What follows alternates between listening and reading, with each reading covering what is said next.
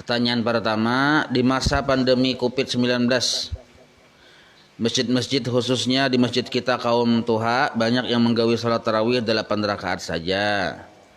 Gimana Ustadz? Padahal sebelum ada wabah pandemi COVID-19 kita selalu menggawi tarawih 20 rakaat ditambah 3 witir. Jadi kayak inilah himbauan pemerintah itu, sembahyang sunnah tarawih itu di rumah masing-masing. Berjamaahnya baik yang biasa 8 rakaat maupun yang 20 rakaat itu di rumah masing-masing. Karena biar 8 rakaat kan sedikit tetapi bakal rumun manusia. Jadi yang dilarang oleh pemerintahnya bakal rumunnya itu supaya supaya terlaksana sosial sekencing tuh nah.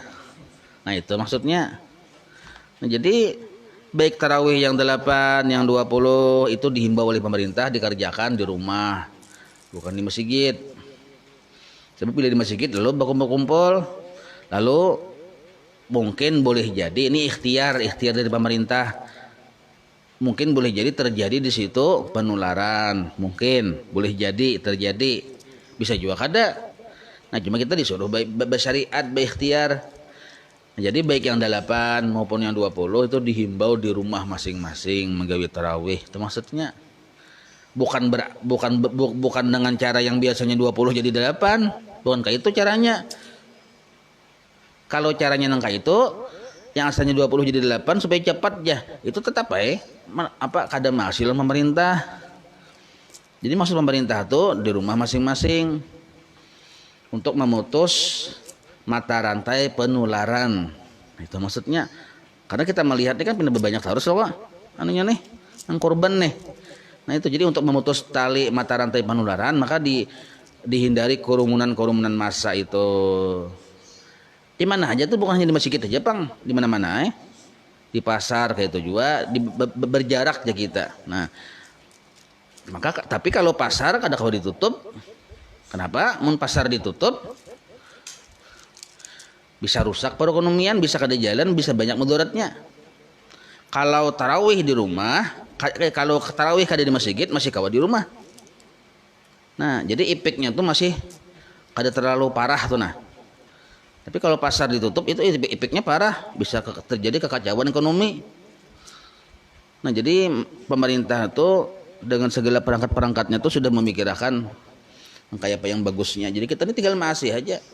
Jadi kalau ada orang yang tarawih baik yang 8 maupun yang 20 tarawih di masjid, kalau sekali-sekali kada apa-apa lah. Kalau masih tarawih aja terus. Nah itu sedangkan pemerintah menghimbau untuk jangan berkerumun, itu kita termasuk melanggar himbauan kesepakatan bersama, baik itu dari MUI ya kalau. Nah, maka ulun ragu itu apakah itu berpahala atau kada tarawihnya. Nah itu. Jadi mencari solusinya itu ya di rumah. Bukan berarti yang asalnya 20 jadi 8, kada kayak itu. Itu pertama. Yang kedua, kalau asalnya 20 jadi 8, kemudian jadi tradisi akhirnya. Akhirnya pas tuntung pandemi, akhirnya lalu 8 terus. Nah, itu pulang. Jadi jangan sampai kita menciptakan tradisi yang baru bagi generasi yang kedepannya ini. Ulama-ulama bahari berhasil membimbing kita dengan tradisi 20. Nah, jadi kita jangan sampai membuat tradisi baru jadi 8 ya lah. Nah itu sebab kalau kita menciptakan atau membiasakan tradisi baru yang asalnya 20 jadi 8, lalu generasi kita berikutnya menggawe 8, maka kita narangnya memberikan jalan secara kada langsung generasi kita ini sudah keluar dari bermadzhab. Nah itu aja tuh. Jadi solusinya tarawihlah di rumah masing-masing. Cuma masalahnya bila kita di rumah masing-masing itu bisa kada tegawi itu Bang. Ya lah, bisa kada tegawi. Jadi nangka inilah dalam usul fikih itu darul mafasid muqaddamun ala jalbil masalih, itu sudah rancak ulun padahin itu.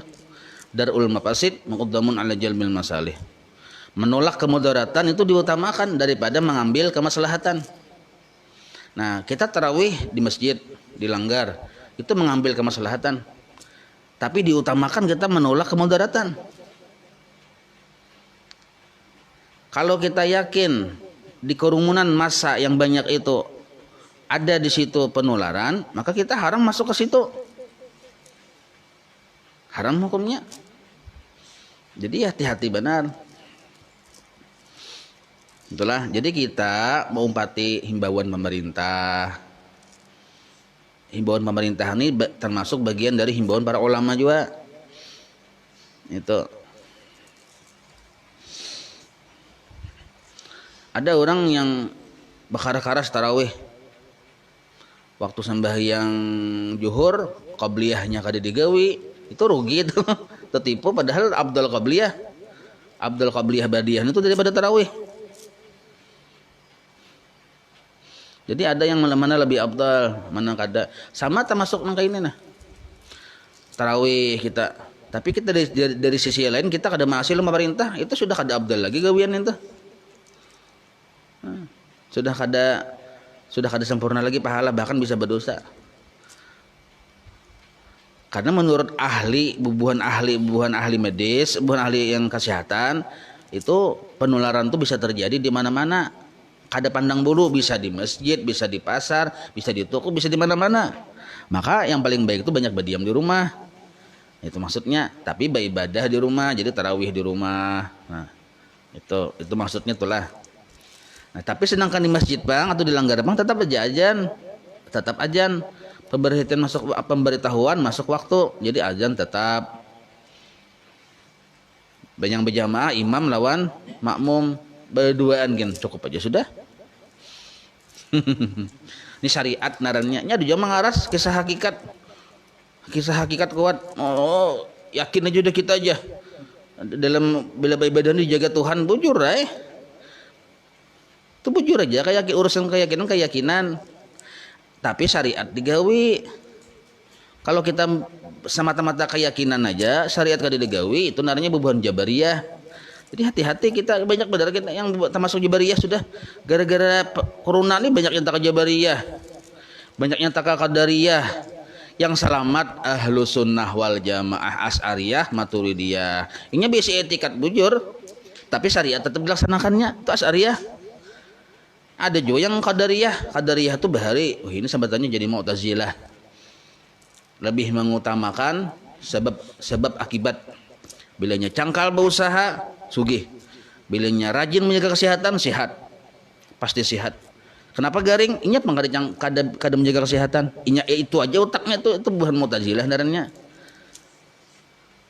Menjadikan Tuhan ada yang Tuhan selain Allah yang bisa memberi rezeki, bisa memberi kesehatan. Tapi ada juga yang Allah terus.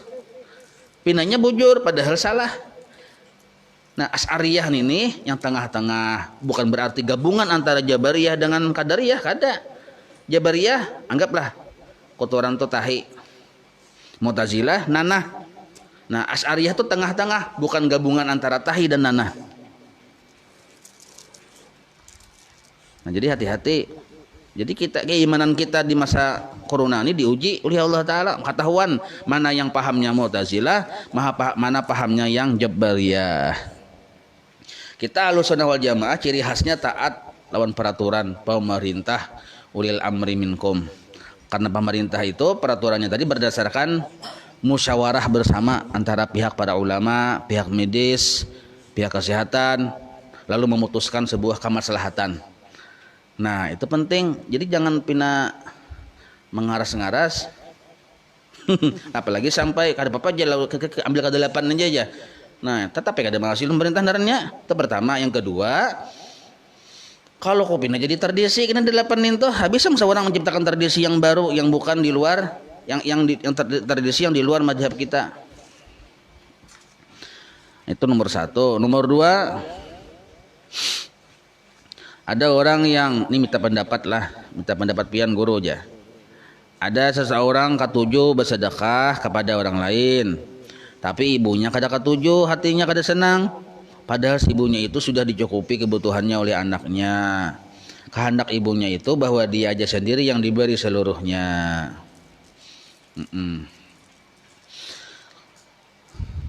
Jadi Nini lain kai ya lo. Jadi amun pian hendak bersedekah, memang itu diutamakan orang-orang dekat kita. Kalau orang dekat kita sudah terpenuhi, masih ada duit lebihan dan ada orang yang memerlukan, julungi juga ada bapak. Nah, lalu mama pang sarik atau abah sarik, jangan bagi salon mama itu aja. Dan jangan bagi sahnin ajaran kita, ajaran Islam. Sebab bila bagi sahnin tuh, kita paling, misalnya mama katujuh loh, kita bagi salon mama pulang, itu termasuk bagian dari jangan-jangan riak ya kalau. Nah, jadi biasakanlah bila nyebar sedekah itu jangan berkisah. Tangan kanan memberi, tangan kiri kada tahu. Nah, itu maksudnya. Jadi kada papan itulah. Kalau bang kita bersedekah kena lalu kuitan kada ketujuh lalu durhaka long kuitan kada ada istilah durhaka kalau kita mengerjakan kebaikan tuh kada dan itu. Jelas itulah. Nah, jadi jangan berkisah itu Mun berkisah ya salah pian berkisah. Bah bersedekah matun tadi mah itu bersedekah tadi beri anu jah sarik pulang sidin. Nah, seorang yang salah beri diam aja. Tapi dengan catatan memang keluarga diutamakan. Nah, itu keluarga diutamakan. Yang ketiga, ada orang yang meminta kepada kita lalu kita beri. Terus berselang beberapa bulan minta lagi, kita beri lagi sampai beberapa kali. Lalu dia mau minta lagi terus, kada kita beri. Padahal kita mampu untuk memberi, cuma karena munyak lah, dipintainya terus. Sampai-sampai ia meminta berpaksaan. Apakah yang kita yang kada memberi disebut pamalar?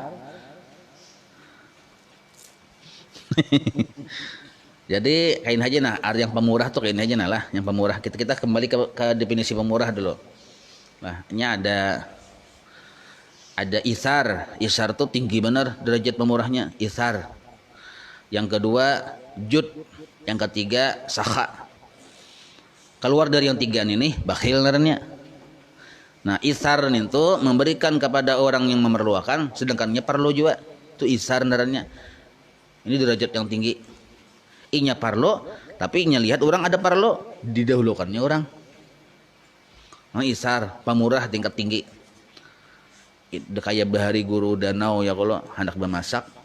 Ini kisah nih sejarah lah. Anak bermasak, ada orang mengatuk minta beres, sidin beres, ituannya samuk-muk ituannya, kada jadi sidin bermasak, sidin julung ke orang itu. Nah, itu isar narannya. Mau kita ada kawaya lo ngalih kita. Nah, kita gin parlo aja. Nah, yang derajat yang kedua jud ninto katuju memberi bukan karena memaksa untuk memberi, kada. Kita memang desa katuju memberi. Sudah sifat pemurah tuh keluar dari dalam parut beimbay lawan kita keluar. Sudah jadi kebiasaan kita, bukan karena kita dilajari oleh pelajaran agama, bukan karena dididik oleh guru, kada, memang kebiasaan kita pemurah itu sudah. Jadi memberi kita tuh berapakah kada jadi pikiran oleh kita. Itu jud narannya. Itu sifatnya Rasulullah, sifat para nabi, sifat para wali, jud tadi. Jadi sifat pemurah nih tadi sudah menjadi darah daging mulai dari dalam parut. Nah, itu jud. Nah, yang ketiga saha. Jadi jud dengan saha berbeda. Kalau jud itu bilanya memberi, ini kadingat lagi. Memberi ke siapa, berapanya memberi, kadingat laginya. Itu jud. Kenapa nya kadingat? Inya kada memikirkan. Kenapa kada memikirkan? Inya tuh sudah kebiasaannya. Itu jud. Nah, kalau saha ini latihan pemurah. Asalnya pemalar. Tapi karena mendengar fadilat pemurah dan mendengar bahaya sifat pemalar, lalu dilatihnya supaya jadi orang pemurah. Berhasil jadi orang pemurah, asalnya pemalar disebut sakha. Cirinya ini memberi juga, kadang kepikiran. Caka saya dihatiin beri kebanyakan tadi aja. Nah, misalnya itu sakha naranya, tapi ini pemurah juga. Nah, itu. Jadi itu urusan pemurah. Nah, masuk mana yang kita itu? Kalau di luar dari yang tiga tuh berarti pemalar naranya. Nah, ada juga naranya ifah. Ifah itu bagian dari sifat orang yang pemurah. Gugur duit 5.000 di lantai, di jalan. Tapi dilihatnya banyak anak-anak kada diambilnya. Anak-anak mambil. Gugur duit 100.000 sama aja gitu juga. Yang 5.000 kada diambilnya. Yang 100.000 kada diambilnya, kenapa? Ini melihat karena kan banyak situ. Kada jadinya mambil sebab sudah ada hak mata bagi orang itu jadinya. Nah, itu iffah darahnya menjaga kehormatan diri. Itu luar bagus juga kayak itu. Nah, jadi apakah pian termasuk pamurah atau kada? Itu pian seorang yang menilai. Kada kawa orang. Karena yang tahu perhatian pian yang mana itu pian seorang, tapi pian jelas tahu yang mana jut tadi kayak apa, ya lah. Yang saha itu, yang pamurah itu. Jadi pamurah ada 3 tadi. Ada isar. Inya parlo, orang parlo. Diutamakannya orang isar. Derajat itu paling tinggi. Yang kedua, babari-bari itu sudah darah dagingnya. Inya kayak inya bahira. Mana inya lagi meninggal lontahin itu. Arti meninggal tuh kada mahirani lagi, kada menanggapi lagi. Nah, itu orang jud naranya pamurahnya. Yang ketiga, dipaksakan dirinya untuk pamurah. Berhasil, tapi asalnya pamalar orang ini, sakha narannya.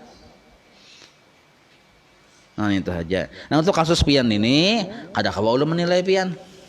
Ya kalau karena ulun lain juru nilai.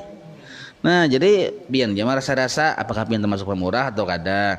Nah, cuma bila orang itu memerlukan walaupun berkali-kali memberi, lalu pian tetap memberi, itu sifat Tuhan narannya. Jadi Allah Ta'ala itu lawan makhluk memang berbeda. Allah Ta'ala itu bila dimintai sini ketujuh. Kalau kita kan dimintai kada ketujuh. Makin rancak kita meminta lawan Allah, makin ketujuh sih Den. Kada munyak-munyaknya mendengar. Tapi kalau makhluk ya kayak pian contohnya tuh kayak modelnya tuh deh. Modelnya kayak itu ya lah. Nah, jadi apakah pian pemurah atau pamalar? Kada kawa ulun menilai. Memang sifat manusia tadi rata-rata kayak itu bila rancak meminta kita kada ketujuh. Pasti kita apa ini aja pengudar berusaha aja minta terus aja. Nah, kan itu manusiawi aja kayak itu. Nah, jadi yang kayak pian itu sama ulun kayak juga sama. Nah, jadi kayak pian tuh ya kayak ulun juga sama. Sama aja. Apakah ulun ini pamalar atau pian itu pamalar? Nah, itu wallahu a'lam. Kada tahu, kita lihat definisi pemurah tadi masuk mana kita. Nah, itu. Cuma kita memberi ini lihati, kalau kita memberinya memang orang itu membutuhkan, bagus diberi. Ada salahnya ya kalau itu. Tapi kalau kita beri orang tadi padahal kau aja berusaha, pagalangannya ganal pada kita, inya kulir, nah, itu disuruhnya berusaha. Itu. Yang keempat, habis salam langsung mengqada salat baru imbah itu hanya bawirid. Boleh kada? Bagus, bukannya boleh lagi, bagus.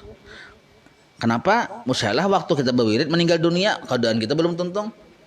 Baik mengqada aja dulu. Jadi mbah mengqada hanya berwirid. Itu kalau qadaannya tadi yang sedikit tadi ya kalau. Jadi itu masalah waktu aja. Nya mengqada ini kan ada 2 pembahasan. Ada yang qadaannya sedikit itu secepatnya disuruh. Ada yang qadaannya bertahun-tahun, puluh-puluh tahun. Maka itu caranya kan ada kayak semalam ada penjelasan segala lah. Nah, itu. Jadi boleh yang kayak itu boleh aja. Habis salam langsung menggawi mengqada. Hanyar imbatu hanyar berwirid boleh. Nah, kayak itu. Yang kedua dari pertanyaan orang yang keempat, boleh kada ulun membaca ratib lain walaupun sudah ada amalan membaca ratib atas? Ulun takutan salah beramal niat membaca ratib hadat itu karena ulun suka isinya negasan mengisi waktu imbas salat duha. Oh nggih lah, jadi kayak inilah pengajian majelis ratib atas Kota Palangkaraya ini, walaupun naranya ratib atas, cuma sudah mengijazahkan 2 macam amaliyah. Pertama ada ratib atas, kedua ratib hadat. Ya kalau jadi tasarah kita masing-masing. Yang mana kita rasa ringan, rasa mudah membacanya. Ada yang memilih atas dibacanya, silahkan. Ada yang memilih hadat aja membacanya, silahkan. Karena kita kedua-duanya itu ada. Ada memilih digabung keduanya juga silahkan. Yang penting tahu peraturannya. Mau hendak memilih atas aja sekurang-kurangnya ujar guru sekumpul sehari semalaman sekali. Abdolnya pagi sore. Pagi itu bisa imbah subuh, bisa sebelum subuh. Sore itu bisa imbah asar, bisa imbah maghrib. Tenaran sore.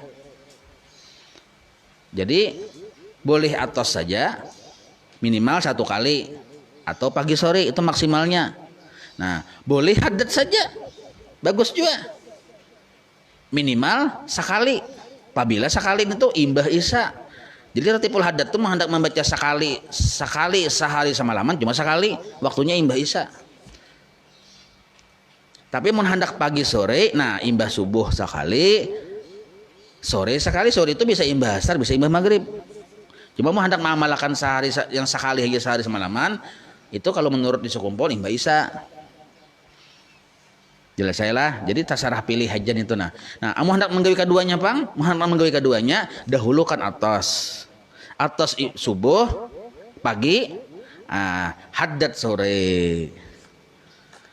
Jadi kalau pian sudah membaca atas besokan, duha itu kan dosa lagi. Haddad itu dipindah ke asar kah, atau ke maghrib kah, atau ke isya kah?